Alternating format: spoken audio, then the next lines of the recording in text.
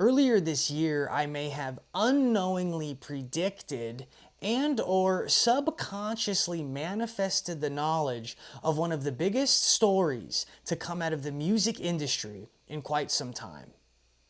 I am talking about the potential and alleged murder of a 15-year-old girl named Celeste by the artist known as David. This is insane.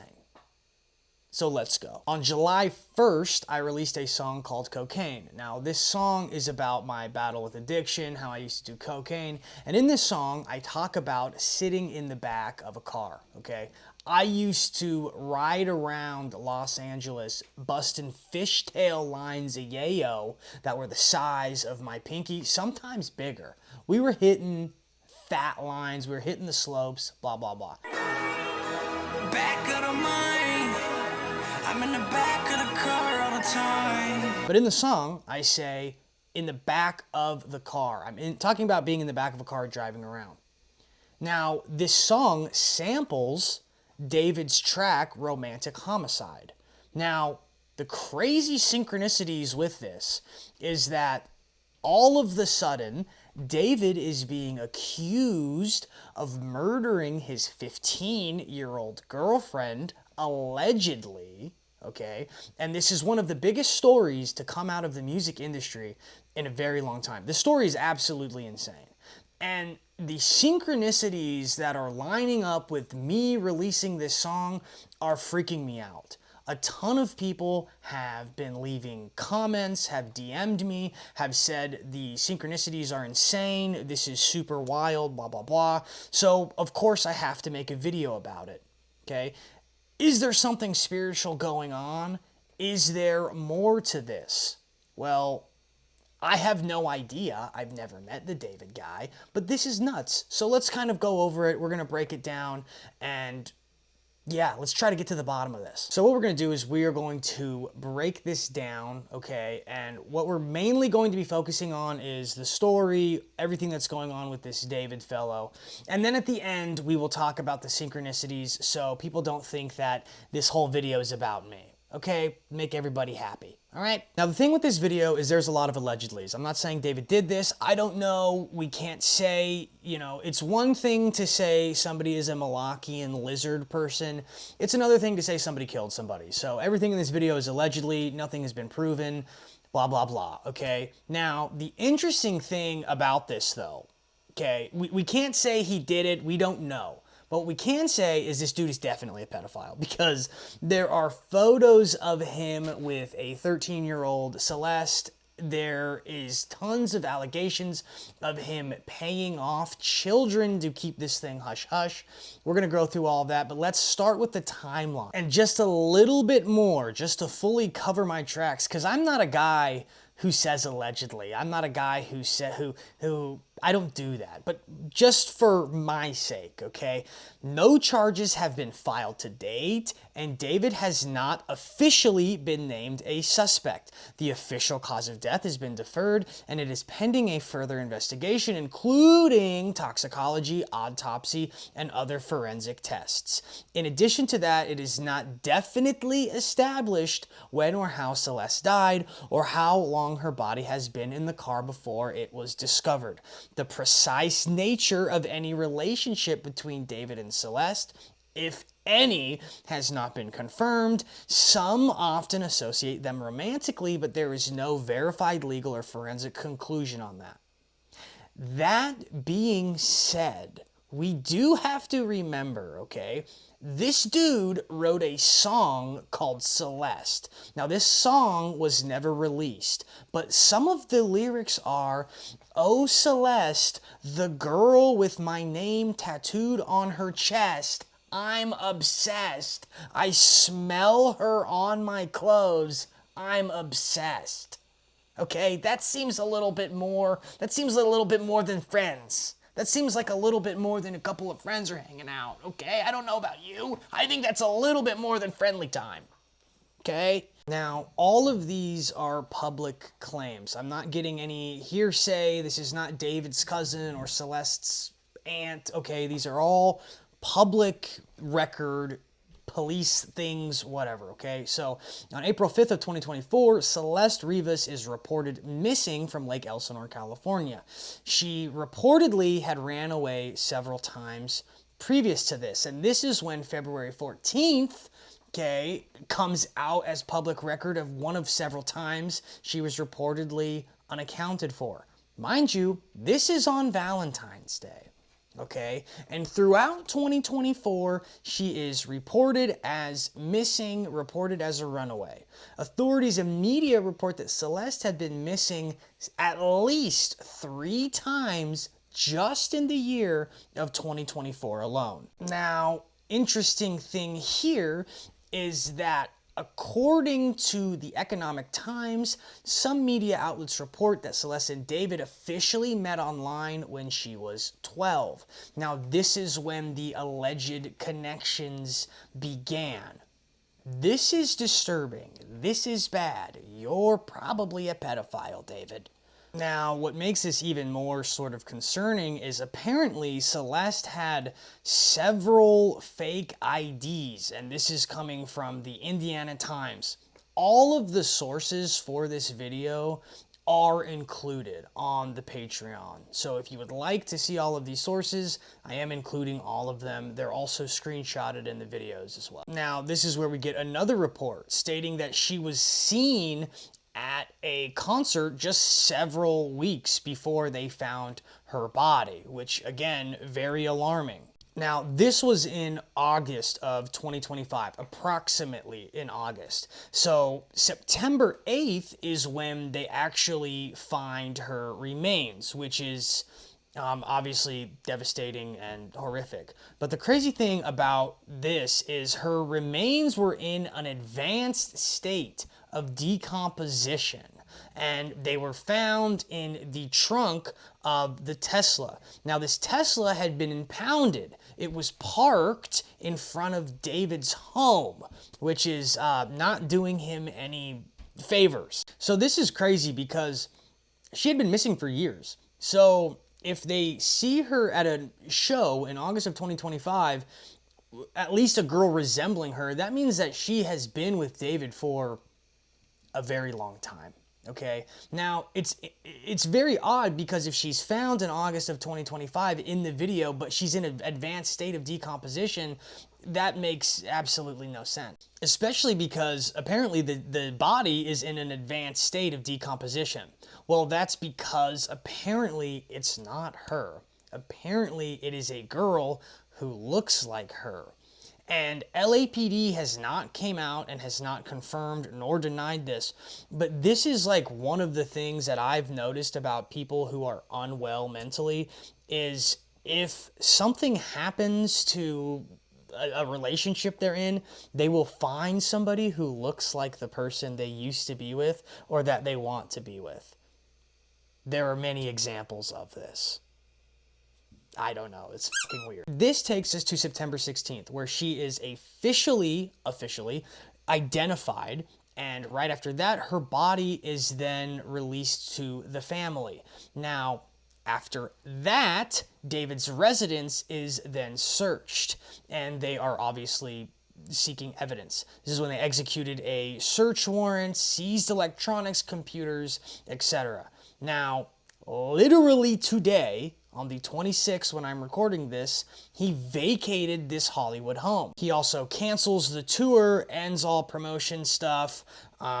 Everybody's kind of distancing themselves from him, and the investigation is continuing onwards. The case is not ruled a homicide, but it is being investigated as a homicide, so that kind of tells you what's going on there. And that's the official timeline, okay? But here's where it gets interesting. Many people who commit crimes cannot help themselves. They just can't help themselves, and they have to indict themselves. They have to implicate themselves, and they have to share artistically all the heinous, weird, evil they've done. So let's get into that aspect of it. One of the things that people are talking about that doesn't really, in my opinion, seem like a big gotcha. It just kind of seems like a thing. He had an alter ego fictional universe where he was describing a manga he was working on, and the main character is a detective who has a murderous alter ego named Itami, which means pain. And he says that Itami would sometimes commit crimes that the detective would then try to solve. Okay, you know, that's a little weird. It's not the craziest thing, right?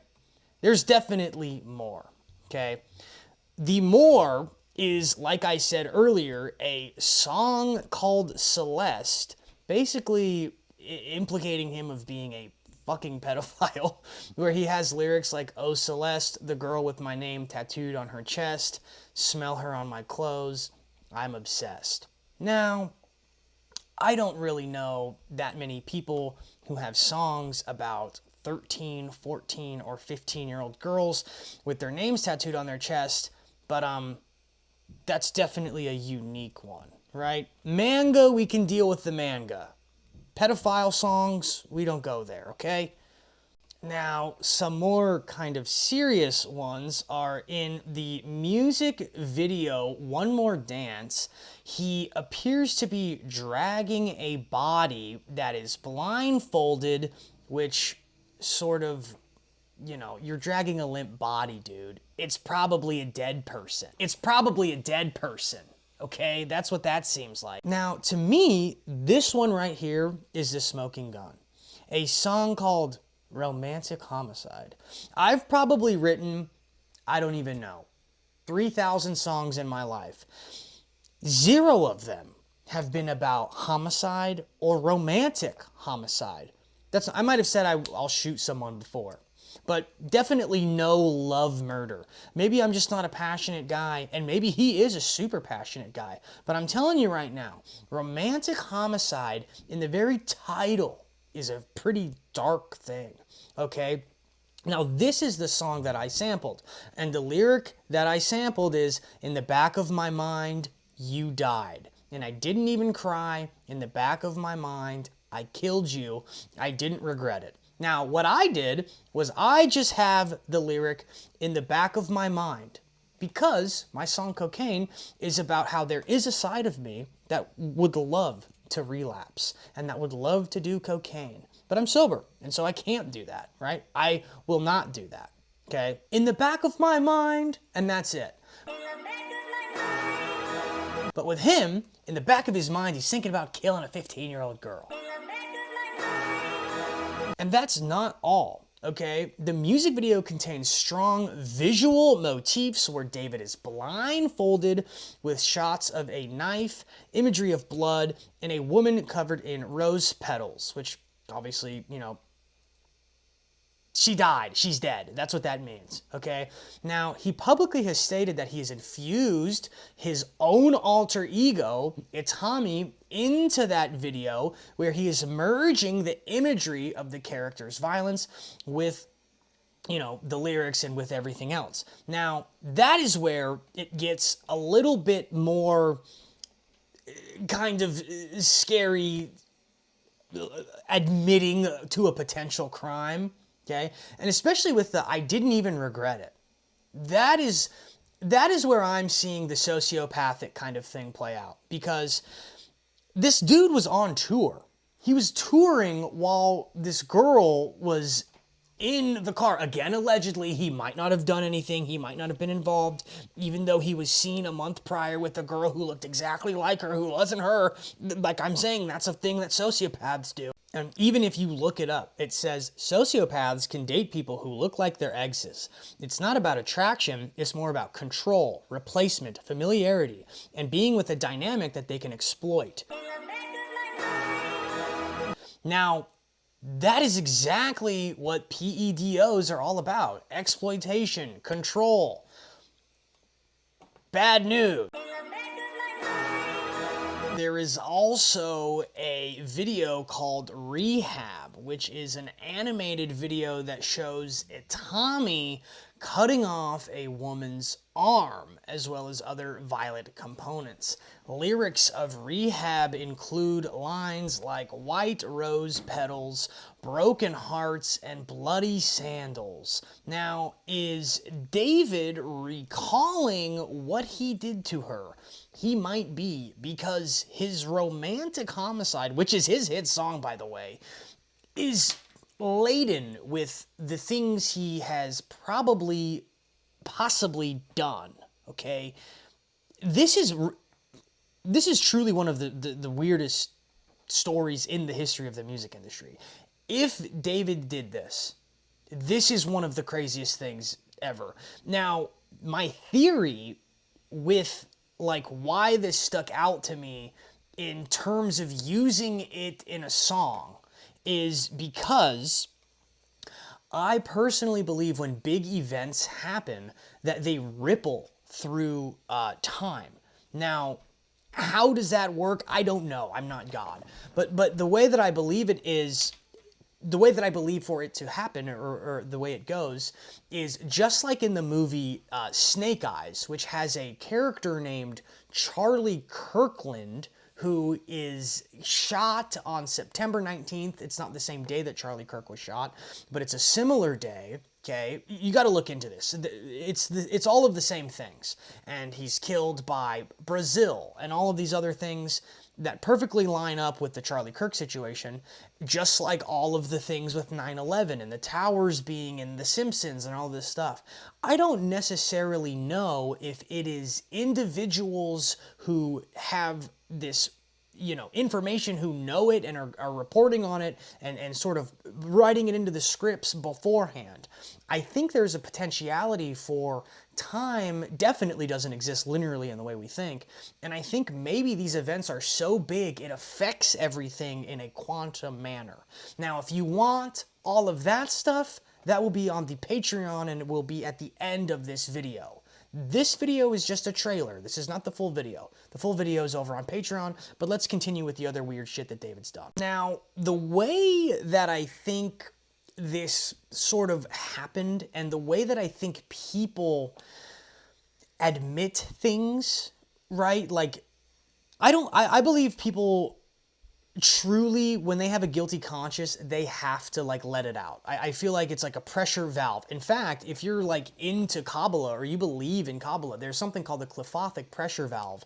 And it's not that's not an esoteric term. That's an esoteric term that I kind of believe in. Whatever, it's Qliphothic, whatever. And basically, you have to let the sin out. You have to let sin out in order for you to heal or to get better, right? So there are things like micro confessions that he may have been doing. And in a performance in 2023, he said things like, "I got time to kill, we got blood to spill." Many people are interpreting these as little semi-confessions. Very, very interesting. Now, online commenters have confirmed that the leak that this lyric was a part of is from him and it is genuine. And these leaked lyrics also include references to cars, killing, law breaking, and blood. Okay? This is fucking nuts. Now, there's also the consistent motif with him with the blindfold.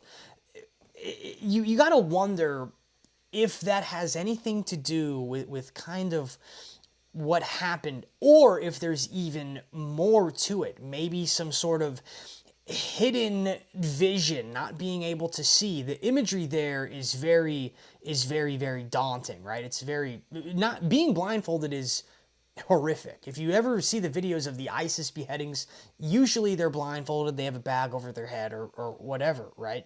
There's always blood, okay, in all of his stuff. There's always flowers and funerals, and then there's always ghosts. But the thing about the ghosts is they're always female. Everything with this is sort of like a big, his whole music career really kind of seems like a big confession of murder, honestly. So is his entire career sort of like a big letting out, a big release of this murderous identity that he had? I mean, the manga in and of itself is not a big deal. It's not as much of a smoking gun, in my opinion, as something like his songs like Romantic Homicide. But it shows what's underneath. It shows that there's something deep in there, right? I'm going to be doing a video on Karl Marx soon, and it's kind of the same thing, where Karl Marx's Communist Manifesto, you know, can seem like this rah-rah call to action. We want workers and we want everyone free. But if you look at the poetry he wrote prior and the plays he wrote prior and see how it echoes through his life in the various ways, like his daughters both committing suicide, like everyone in his life calling him a goblin, a demon, all of this stuff, doctors believing he was so spiritually sick that he was leaking pus and bodily fluids out of his skin. There's more going on, right? So you can always look at these sort of artistic things, right, as not necessarily confessions, but definitely the leaking of the soul and the leaking of the conscious out and onto the listener. This is why music is a very powerful and dangerous spiritual thing, right? Because you're listening to people's psychology, right? It's an everything. I have a video coming out soon. Everything is an iceberg. Okay, you only see the tip. That's all you see, just the tip. Now, there is a ton of other things going on with this. I've seen various breakdowns. There's stuff going on with Discord, other teenagers, him paying off like 11-year-olds so that they don't tell on him and all this weird stuff. Okay, this video, I'm not getting into all of that. This is more of an artistic breakdown talking about the timeline and everything else, okay? If you want that, you could search it up. There's a ton of other stuff, but I think that this is a pretty comprehensive overview of what's going on with this case. If you want what I think is going on esoterically and on a more spiritual kind of level, and if you want my thoughts on sort of why this manifested somehow in my music, you can hit the Patreon. But that's the episode for this week. God bless you guys. I will see you around. Tons more stuff coming. Hopefully you noticed the multicam setup, okay? It was a little bit hard. I'm not used to having both my hands free, but it's going to be sick, man. I'm really excited for everything moving forward. If you donate to the GoFundMe, you can probably see it's coming to fruition. I'm so stoked. Subscribe. I'll see you later. I'll see you on the page. Actually, I'll see you over on the Patreon. I will see you on the Patreon. And I'll see you on the Patreon. Peace. And over on the Patreon, we even get a little bit more intimate. Hence the lighting. In fact, not only do we get intimate, we also discuss other artists who might have let their criminality peek through their music. Individuals like Take, Draco the Ruler, Charles Manson. We're talking shit. We're talking big shit. And we're going to talk big shit with you. See you over there.